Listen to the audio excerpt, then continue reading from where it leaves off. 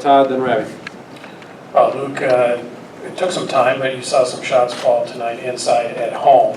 What did it mean to you to be able to do that here and also kind of, continue the rhythm that you got into down in the Bahamas?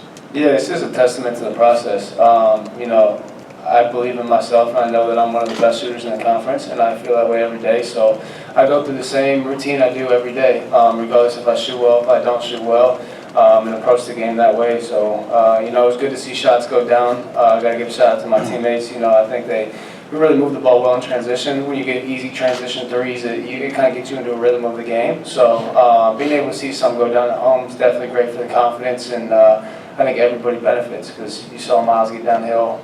Malik and Ball got easy looks. It helps the whole team when not able to hit shots.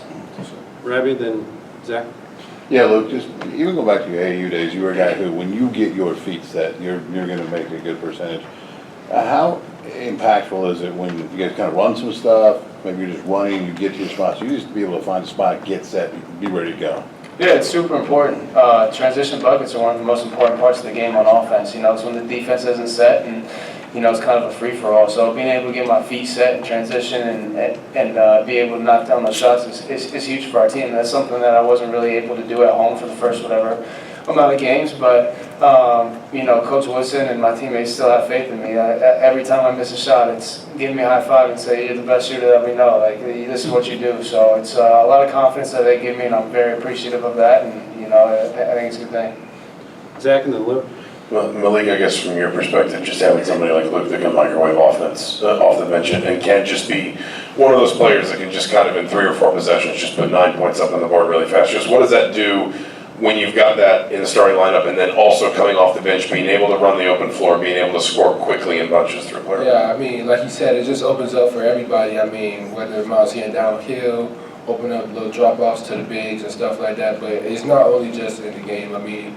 Luke shows it in practice every single day, so he gives us that confidence when he's open. We know he's going to knock down the shot. Even if he missed, we're telling him, good shot, keep shooting. So, he's 5 out of 7 today. That's a great day for him, so that's all I can say. Good job. Lewin and Zach. Luke, back here. What does it mean to you to be playing in Indiana now at the end of your college career? And today it seemed like you had an extra jump in your step after the first couple went down. Were you feeling it that special when you did that juiced?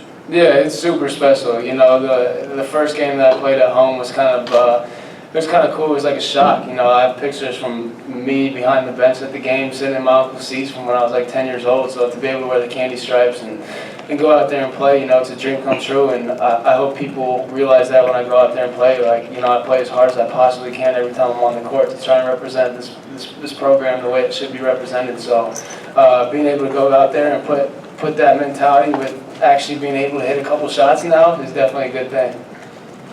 Zach, and then Josh. Malik, what kind of leadership role has Luke taken so far this season? A huge one. He's the one in the huddles, meetings. He's always saying something to us. He's always giving encouragement to other guys. It's been that way since the summertime. He's been trying to put us in the right position because he's been on the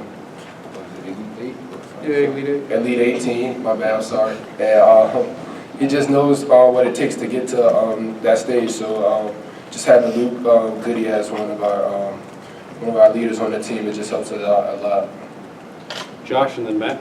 Malik, when you guys only had one big on the floor, the offense seemed to flow a little better. Did you notice that at all? We definitely got to work on the 2 big lineup for sure. But when there's one big out there, it flows better. More space out there for shooters and open up the floor. But yeah, me and Ball are definitely going to work on the 2 big lineup so we can be a better present with the 2 big lineup too. Matt and Seth. Yeah, Malik, after the Louisville game, Coach Woodson talked about kind of being out-toughed. Since then, has the team had some tough conversations about kind of trying to fix that aspect? Oh, definitely. After seeing the 2 losses we had, where we didn't come out lackadaisical and not ready to play and being out tough, we had group meetings and just we knew as individuals we got to pick all our stuff up as individuals. So that's what we did, and it showed today. Seth? Luke, I guess for either of you, Anthony came in and gave you guys some good minutes tonight, finished plus 39. I guess, how was he able to be so impactful? Yeah, I think Anthony's one of the best teammates I've ever played with.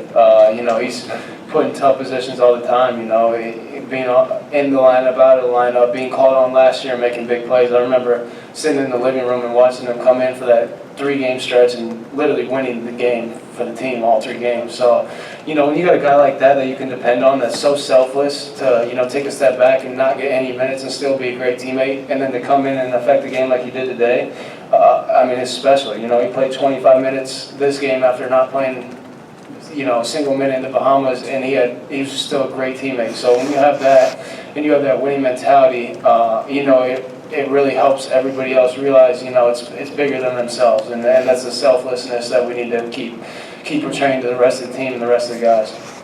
Last question, George. Luke, back to the Bahamas. I'm sure you guys have watched the games over and over again, the ones you played and lost to Louisville and Gonzaga. After watching them again and playing in the games, what do you think you guys didn't play up to par? It's all toughness. All toughness. I think we have one of the most talented teams in the country. The day that I got here, every single guy, you know, that's getting major minutes, and even the guys that aren't, the talent on this team is ridiculous, and I think it's the best talent that this program's had in a long time. And at the end of the day, it comes down to who plays the hardest, and I think we just didn't play the hardest, and that's something that we fixed during the week. I think we came out today and played a lot harder on defense, you know, tweaked a couple things, so, you know, Coach Woodson obviously saw something that needed to change, and we changed that today, but I think it's continuing to come in every day and just be the hardest playing team, you know. I think that's something that we got to preach, and that's why we lost those games. Thanks, guys.